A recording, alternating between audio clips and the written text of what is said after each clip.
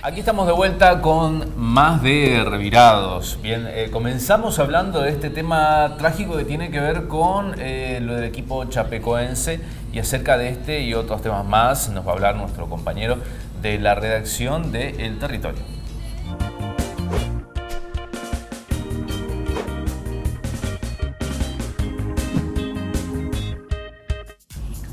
Muy buenos días y gran conmoción por ese trágico accidente, el avión que se estrelló con el equipo de fútbol del Chapecoense, y las últimas informaciones indican que ha subido el número de víctimas fatales, ya que son 77, puesto que otro de los sobrevivientes de ese accidente en un primer momento falleció en las últimas horas. Por lo tanto, 77 muertos y 4 sobrevivientes el saldo de este accidente. En un principio se habían contabilizado 6 sobrevivientes, pero 2 de ellos murieron durante el traslado al hospital.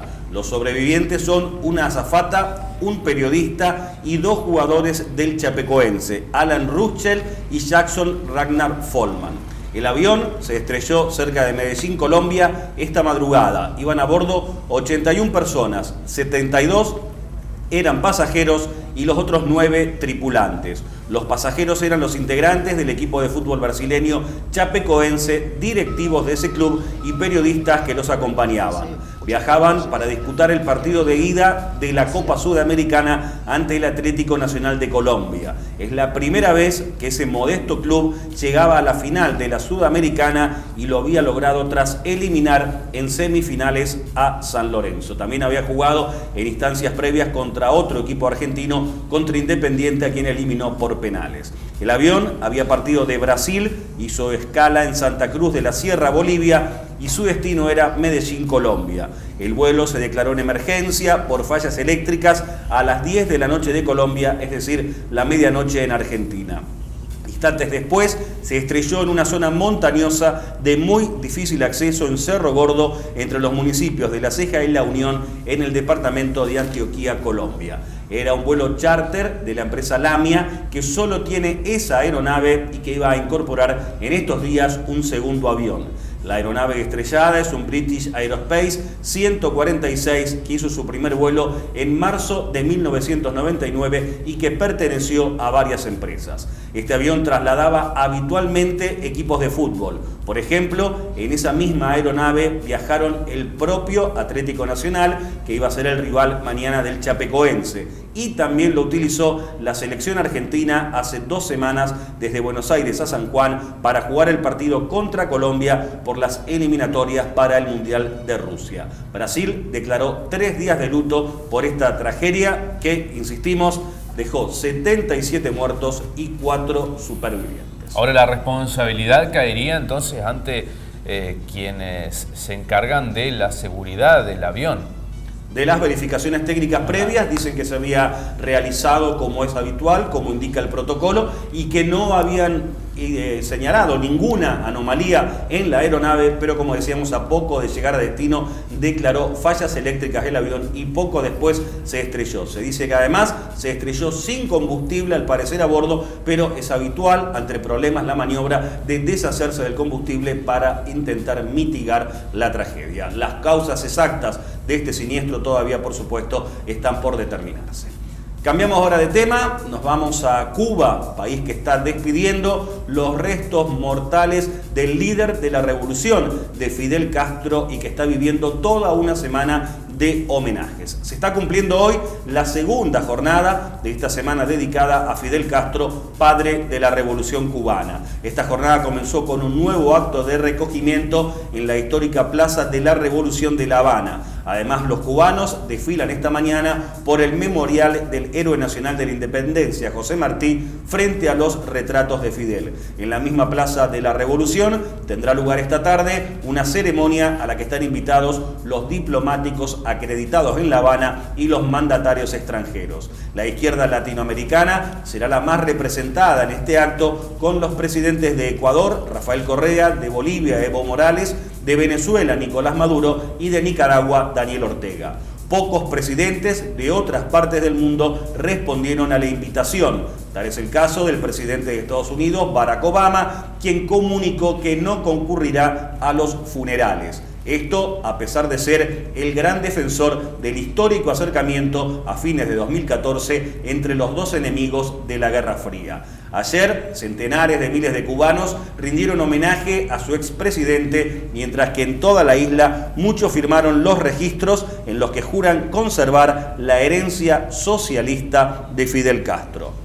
Tras esos actos, las cenizas del líder revolucionario serán trasladados entre mañana y el sábado a lo largo de 1000 kilómetros desde La Habana hasta Santiago de Cuba, atravesando en sentido inverso el camino que hizo Fidel durante su caravana de la libertad tras derrocar al dictador Fulgencio Batista en el año 1959. Finalmente, las cenizas del líder cubano serán depositadas el domingo en el cementerio de Santa Ifigenia de Santiago. Fidel murió, recordamos, el viernes a los 90 años de edad tras una larga enfermedad. En el año 2006, es decir, hace 10 años, con su salud ya muy complicada, Fidel Castro cedió la presidencia a su hermano Raúl. Primero lo hizo temporariamente y 2 años después, en 2008, de forma ya definitiva.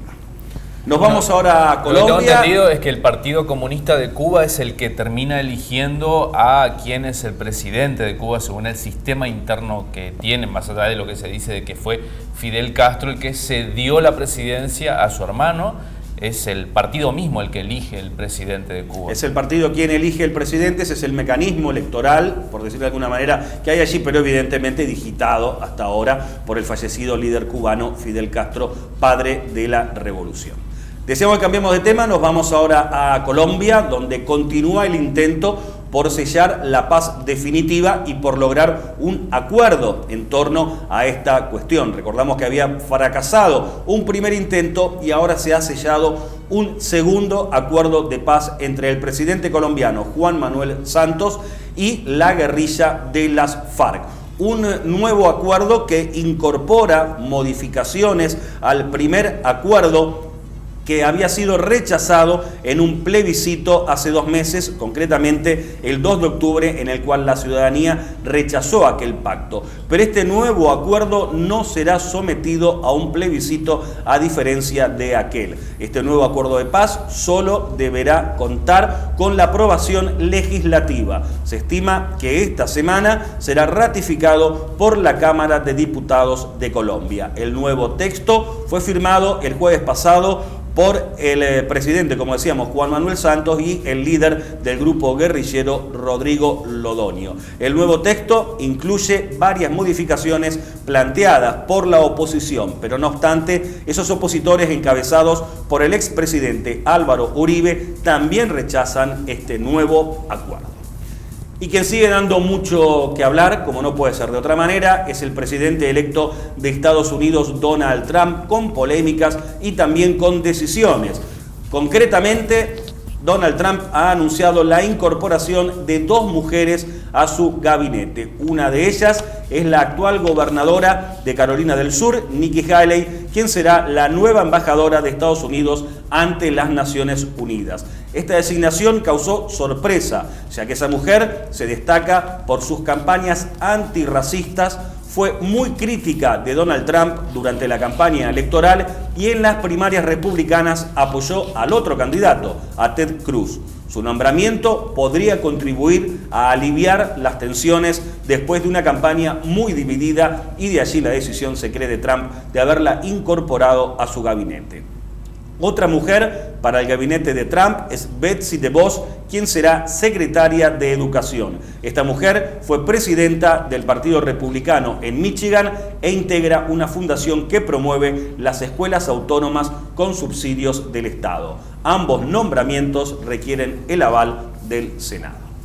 Y hablamos en último lugar de la situación en Siria, donde se está haciendo fuerte el régimen del presidente Bashar al-Assad con importantes triunfos frente a los rebeldes. Les recordamos que el régimen enfrenta por un lado a los yihadistas del Estado Islámico y por otro lado a rebeldes internos que se levantan contra el presidente Bashar al-Assad. El principal escenario de batalla está siendo Alepo, y allí el ejército sirio retomó el control de los barrios del nordeste de esa ciudad y se dirige hacia una victoria total en una de las batallas más importantes y simbólicas de la guerra civil siria. Miles de civiles huyen mientras tanto de Alepo, de los bombardeos y de los combates callejeros, y buscan refugio en zonas más seguras tras haber resistido durante 4 meses al asedio impuesto por el régimen en una situación realmente desesperante. Unos 10.000 civiles concretamente huyeron durante el fin de semana. Es el primer éxodo de este tipo en Alepo Este desde hace 4 años. Los habitantes sufren la escasez de víveres y medicamentos debido al sitio impuesto por el gobierno y al bombardeo incesante de los aviones sirios y rusos. Al perder 1/3 del este de Alepo, los rebeldes sufrieron su mayor derrota desde que se apoderaron de la mitad de la ciudad en el año 2012. La toma de Alepo por el régimen sería un punto de inflexión en el conflicto que asuela al país desde hace 5 años y medio, ya que este pasaría a controlar las 5 principales ciudades sirias. Y con esto ponemos punto final a nuestro resumen internacional de hoy. Bueno, punto final para el día de hoy. Lo esperamos la próxima semana, Carlos. Hasta el martes. Gracias, Carlos, y a ustedes hasta el próximo bloque, que queda uno más de Revirados. Ya volvemos.